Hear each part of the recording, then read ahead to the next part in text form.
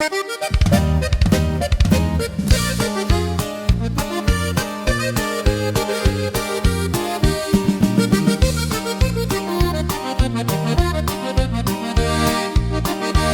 nació para quedarse callado, ni para mirar pa' otro lado. Claudio Epieyún Enríquez lo sabe. El silencio también hace daño, desde Manaure hasta La Guajira.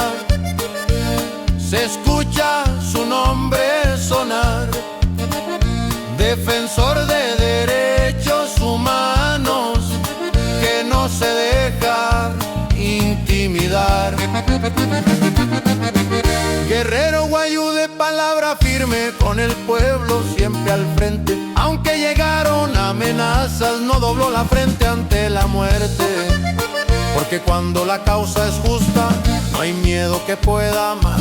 Claudio Epieyún Enríquez pelea por su tierra y su gente ancestral.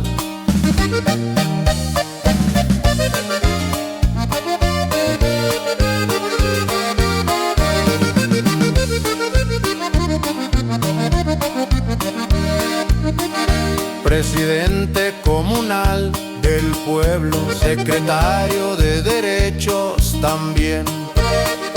Denunció corrupción y abandono, aunque supiera lo que venía después.